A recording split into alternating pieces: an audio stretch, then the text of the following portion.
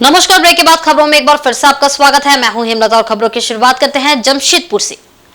अब तक चोर बदमाश पुलिस के डर से कम रात में ही वारदातों को अंजाम दिया करते थे, लेकिन अब स्थिति ये है कि ये लोग दिन में ही वारदातों को अंजाम देने लगे हैं।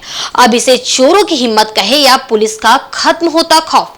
ताजा मामला जमशेदपुर के सोनारी का है, जहां दिन दहाड़े अपराधियों ने एक आभूषण दुकान में लूट की घटना को अंजाम दिया। सोनारी थाना क्षेत्र के पौष इलाका कहे जाने वाले एयरपोर्ट बाजार के पास स्थित एमबी ज्वेलर्स आभूषण दुकान में अपराधियों ने पिस्तौल की नोक पर लाखों के गहने और नगद लूट लिए। इस घटना को अंजाम देने के बाद अपराधी आराम से बाइक पर सवार होकर फरार हो गए। जानकारी के मुताबिक शुक्रवार दोपहर करीब 1:50 पर अपराधी दुकान में घुसे और वहां मौजूद कर्मचारियों पर बंदूक तान दी। अपराधियों ने नकाब पहना हुआ था। अपराधियों के पास 2 पिस्तौल और एक कार्बाइन था। अपराधियों ने करीब 7 मिनट तक दुकान में तांडव मचाया। पिस्तौल और कार्बाइन के दम पर सभी को धमकाया।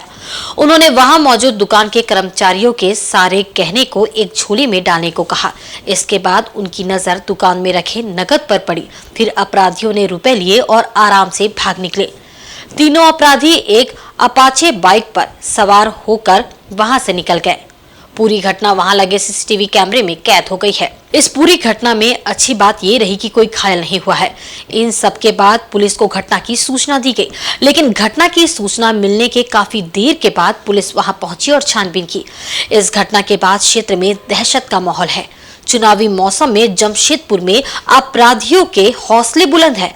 इस घटना ने पुलिस की मुस्तैदी और इलाके में कानून व्यवस्था की पोल खोल कर रख दी है। अंगूठी मांगा, अंगूठी दिखाने के लिए अंगूठी मांगा था, हमने उसे डाल दिया कि अंगूठी नहीं है हमारे पास, लेकिन वो बोला कि फिर भी दिखाओ। दिखाने के बाद हमने गन निकाल लिया। गन के मैंने बोला कि हम सब निकालना है, तो अंदर भागे एक जन, तो उसको खोलने के लिए वो बार बार परेशानी किया। वो दरवाजा तोड़ा, फिर अंदर घुसने की कोशिश किया, नहीं सक्सेस हुआ। तो सामने के जितने सामान था उसको निकाल कर गन तीनों के पास में था कि गन तीनों के पास था। एक के पास स्टेन गन था। ये जो ब्लड गिरा वो कहाँ से आया? वो ब्लड को दरवाजा खींचने खोलने के क्रम में उनका अंगूठी का नखून टूटा है। जो ये थे जो करने आए थे, उनका बेटा नखून टूटा, उससे वो सामान निकला। दुकान का नाम एमबी ज्वेलर्स है, सोनारी है। यहाँ पर डकैती का लगा है। कितने की संख्या में आए थे वो लोग? 3 जन आए थे, बाइक में आए थे, अपाचे व्हाइट कलर का। अच्छा। एक जन मास्क पहना था, टोपी पहना हुआ था, बाकी 2 जन कुछ नहीं पहने हुए थे। वो लोग आए, बंदूक दिखाए, मैं अंदर भागा, लॉक कर लिया। इतने देर में जितना वो सामान ले सके लेके चल गए। अच्छा। इतने का सामान ले गया, 50 लाख के आसपास का सामान था पूरा। तो आते साथ उन्होंने क्या बोला? वो लोग आते साथ बोला कि चांदी का अंगूठी दिखाइए, मोती वाला। वो हम लोग ने पहले बोल दिया कि नहीं है, फिर बोला कि और दिखाइए, मतलब देखिए कहीं मिल जाएगा। तो हम लोग दिखाए एक पीस, बोला नहीं इससे और भारी चाहिए, तो हम मना कर दिए। इतने देर में वो गन निकाल दिया और हम अंदर चल गए और वो पूरा सामान लेके चल गए। दुकान थे 2 जन, इधर पे ये काउंटर पे, उधर में 2 जन। उन लोग का सीसीटीवी कैमरा में कैद हुआ है कुछ? हाँ, कैमरा में सबका फोटो आ गया है, सबका फोटो है हम लोग के पास, सबका रिकॉर्डिंग है, चेहरा भी आ गया है, बाइक का भी फोटो दिख रहा है सब। आपका क्या नाम हुआ? ऋषभ। मेरी दुकान में 2 अपराधी आए थे, 3 मोटरसाइकिल से पहुंचा वाले पुलिस है?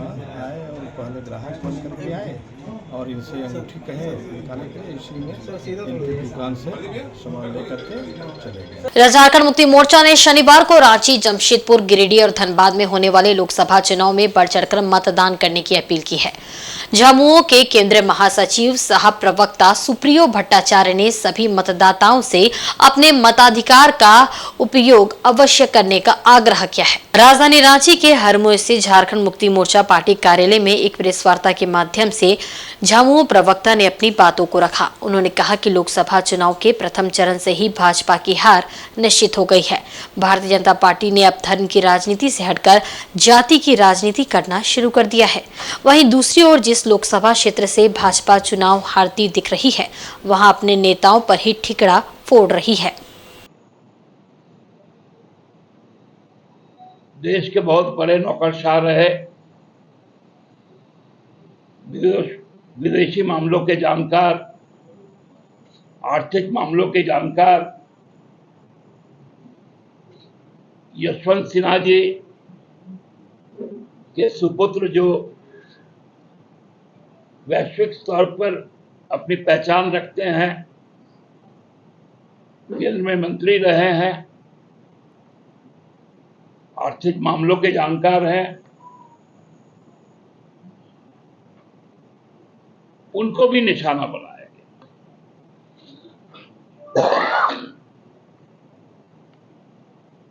क्योंकि वो जानती है कि हजारीबाग चुनाव वो हार गई, तो सारा ठिकरा उन पे फोड़ने के लिए। भाजपा जानती है कि कल धनबाद का जनादेश क्या आएगा, तो राज सिन्हा जी को, उनको भी राजनीतिक मोहरा बनाया गया ताकि ठिकरा उनके सर पर भी फोड़ सके। इधर सरायकेला जिले के चांडी रन्नू मंडल अंतर्गत नीमडी थाना क्षेत्र के बड़ेदा गांव में हुए बबीता रजक हत्याकांड का पुलिस ने खुलासा कर लिया है। विवाहिता की हत्या उसके प्रेमी ने ही अवैध प्रेम प्रसंग में की थी। इस मामले में पुलिस ने आरोपी को गिरफ्तार कर शुक्रवार को न्यायिक हिरासत में जेल भेज दिया। मामले का खुलासा करते हुए चांडिल एसडीपीओ सुनील कुमार रजवार ने बताया कि महिला की हत्या के बाद एसपी के निर्देश पर विशेष जांच दल का गठन किया गया था। पुलिस ने हत्या का मामला दर्ज कर त्वरित अनुसंधान प्रारंभ किया, जिसमें इस बात का खुलासा हुआ कि विवाहित महिला बबीता रजक की हत्या गांव के ही रहने वाले उसके प्रेमी 21 वर्षीय राहुल रजक ने की थी। अनुसंधान में पता चला कि महिला और युवक के बीच प्रेम प्रसंग था, लेकिन दोनों के बीच किसी बात को लेकर विवाद उत्पन्न हुआ, जिसके बाद प्रेमी राहुल रजक ने नुकीले पदार्थ से बबीता रजक की निर्मम हत्या कर दी थी। पुलिस द्वारा सख्ती से पूछताछ के दौरान आरोपी ने अपना जुर्म स्वीकार किया। झारखंड के मुख्य निर्वाचन पदाधिकारी के रवि कुमार ने प्रेस कॉन्फ्रेंस कर बताया कि लोकसभा चुनाव के छठे चरण में झारखंड के 4 लोकसभा सीटों पर चुनाव होंगे। इनमें रांची, गिरिडीह, धनबाद, जमशेदपुर लोकसभा सीट शामिल है। सुबह 7 से 5 बजे तक मतदान किया जाएगा। मतदान की सारी तैयारियां पूरी कर ली गई है। झारखंड के इस तीसरे चरण में सबसे ज्यादा 82,16,506 मतदाता है। सभी बूथों से वेबकास्टिंग की व्यवस्था की गई है। इसके साथ ही सभी बूथों पर पर्याप्त सुरक्षा बल तैनात किए गए हैं। बूथों पर मतदान का स्पीड बढ़ाने के लिए पोलिंग पार्टियों को ट्रेनिंग भी दी गई है। साथ में सेक्टर मजिस्ट्रेट लगा हुआ, जोनल मजिस्ट्रेट है, माइक्रो ऑब्जर्वर भी है। उसके साथ में हम लोग वेबकास्टिंग के माध्यम से आपका CO office, DO office, commission से भी हम लोग उसका मॉनिटरिंग करेंगे। कितने कैमरे लगाए गए हैं वेबकास्टिंग के लिए? आपका कैमरा लगेंगे, मतलब आपका 8963 बूथ में, प्रत्येक बूथ में 2 कैमरा लगा हुआ है। उसमें एक बूथ का अंदर, एक बाहर का है। उसका हम लोग सिचुएशन के यहाँ से मॉनिटरिंग करेंगे। हेली ड्रॉपिंग इस बार की गई है? इसी बार ना तो हेली ड्रॉपिंग है, ना तो P-2 डिस्पैच है, ना तो P+1 आने वाला है। सभी पोलिंग पार्टी का आज डिस्पैच की गई थी। आपका कल वोटिंग करके कल शाम तक उन लोग सब वापस आ जाएंगे। कहाँ पर भी हेली ड्रॉपिंग नहीं। इधर आम आदमी पार्टी नेता और राज्यसभा सांसद स्वाति मालीवाल से मारपीट का मामला तूल पकड़ता जा रहा है। स्वाति मालीवाल के आरोपों के बीच आज मारपीट के आरोपी विभव कुमार की 5 दिन की रिमांड खत्म हो रही है। दिल्ली पुलिस ने आरोपी विभव कुमार को 30 हजारी कोर्ट में पेश किया। कोर्ट ने आरोपी विभव कुमार के रिमांड को 4 दिनों के लिए बढ़ा दिया है। कोर्ट में पेश करने से पहले पुलिस आरोपी विभव कुमार को मेडिकल जांच के लिए अरुणा आसफ अली अस्पताल लेकर आई थी। स्वाति मालीवाल से मारपीट मामले के आरोपी विभव कुमार की रिमांड बढ़ाने की दिल्ली पुलिस ने कोर्ट से मांग की थी। इससे पहले दिल्ली पुलिस ने आरोपी की 7 दिनों की रिमांड मांगी थी, लेकिन कोर्ट ने सिर्फ 5 दिनों की रिमांड दी थी। ऐसे में दिल्ली पुलिस ने फिर से कोर्ट से रिमांड बढ़ाने की मांग की थी, जिसके बाद कोर्ट ने 4 दिनों की हिरासत अवधि बढ़ा दी। गौरतलब है कि मारपीट मामले में मालीवाल ने आरोप लगाया है कि 13 मई को जब वह अरविंद केजरीवाल से मिलने मुख्यमंत्री आवास पर गई थी तो उनकी निजी सहायक विभव कुमार ने उनसे मारपीट की थी। और वहीं बंगाल की खाड़ी में एक तूफान दस्तक देने वाला है। इस रविवार को पश्चिम बंगाल और बांग्लादेश के तटों से रेमल तूफान टकरा सकता है। मौसम विभाग की तरफ से यह अहम जानकारी दी गई है। मॉनसून आने से पहले ये बंगाल की खाड़ी में पहला तूफान है। इस तूफान का नाम रेमल रखा गया है। भारत मौसम विभाग की वैज्ञानिक मोनिका शर्मा ने बताया कि ये शुक्रवार की सुबह तक मध्य बंगाल की खाड़ी के ऊपर एक दबाव क्षेत्र में केंद्रित हो जाएगा। ये शनिवार की सुबह एक चक्रवाती तूफान में बदल जाएगा और इसमें तेजी से आएगी। इसके बाद रविवार शाम तक ये एक गंभीर चक्रवाती तूफान के रूप में बांग्लादेश और निकटवर्ती पश्चिम बंगाल तट पर पहुंचेगा। मौसम विभाग के मुताबिक रविवार को चक्रवात के कारण 102 किलोमीटर प्रति घंटे की रफ्तार से हवा चल सकती है। आगामी 26-27 मई को पश्चिम बंगाल, उत्तरी उड़ीसा, मिजोरम, त्रिपुरा और दक्षिण मणिपुर के तटीय जिलों में बहुत भारी वर्षा की चेतावनी दी है। समुद्र में मछली पकड़ने गए मछुआरों को तट पर लौटने तथा 27 मई तक बंगाल की खाड़ी में न जाने की सलाह दी गई है। वैज्ञानिकों का कहना है कि समुद्र की सतह के गर्म तापमान के कारण चक्रवाती तूफान तेजी से अपनी गति बढ़ा रहे हैं और लंबे समय तक अपनी शक्ति बरकरार रख रहे हैं, जिसके परिणाम स्वरूप महासागर ग्रीन हाउस गैस उत्सर्जन से अधिकांश अतिरिक्त गर्मी को अवशोषित कर रहे हैं।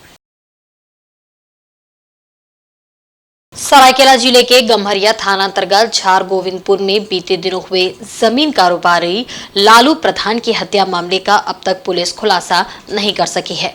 घटना के 5 दिनों बाद भी हत्यारे पुलिस की गिरफ्त से दूर है। हालांकि पुलिस आरोपियों को जल्द पकड़ लेने का दावा कर रही है। हत्यारों की पहचान होने के बाद भी गिरफ्तारी नहीं होने से परिजन समेत ग्रामीणों में आक्रोश है। इधर घटना के 5वें दिन झार गोविंदपुर के ग्रामीण मृतक के परिजनों के साथ गम्हरिया थाना पहुंचे और आरोपियों की गिरफ्तारी की मांग की। ग्रामीणों ने पुलिस पर अनदेखी का आरोप लगाया है। झार गोविंदपुर के बलराम प्रधान ने बताया कि बीते 19 तारीख की रात को उनके गांव में लालू प्रधान की हत्या कर दी गई। हत्या के अगले दिन एफआईआर दर्ज हुआ, लेकिन अभी तक हत्या के आरोपियों की गिरफ्तारी नहीं हुई है। ग्रामीणों के साथ मृतक लालू के परिजनों के साथ उसकी बूढ़ी मां भी मौजूद थी। हालांकि उनकी मुलाकात थाना प्रभारी से नहीं हो सकी। घटना के संबंध में मृतक के भाई वृंदावन प्रधान ने बताया कि उसने अपनी आंखों से हत्यारों को हत्या करते हुए देखा है। शशि प्रधान और अरविंद प्रधान पर हत्या करने का आरोप लगा है, लेकिन दोनों की गिरफ्तारी नहीं हुई है। जो हुई है तो हत्यारों को आपने देखा है? हाँ, हमने देखा है। उनका नाम आपने यहाँ लिखवाया है? लिखवाया है। शशि प्रधान और अरविंद प्रधान। तो पुलिस अभी तक पकड़ा नहीं है, कुछ कार्रवाई नहीं करी अभी तक। जमशेदपुर के उलेडी थाना अंतर्गत चूना शाह कॉलोनी निवासी और दिव्यांग फल विक्रेता मोहम्मद शमीम से एक बदमाश ने 7500 रुपए छीन लिए। इस मामले में पीड़ित ने मानगो थाना में एक लिखित शिकायत की है। फिलहाल पुलिस मामले की जांच कर रही है। थाना पहुंचे मोहम्मद शमीम ने बताया कि वे 22 मई की शाम अपने घर से आजाद नगर मार्केट की ओर जा रहे थे। उसी दौरान चूना शाह कॉलोनी का ही रहने वाला नेलाब खान आया और उनकी जेब में रखा 7500 रुपए छीनकर फरार हो गया। इस बारे में जब उन्होंने बात की तो उल्टा उन्हें ही जान से मारने की धमकी दी गई।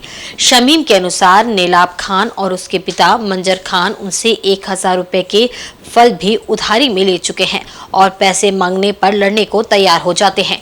उन्होंने मामले की जांच कर पुलिस से कार्रवाई की मांग की है। समय में मैं चूना कॉलोनी में रहता हूँ।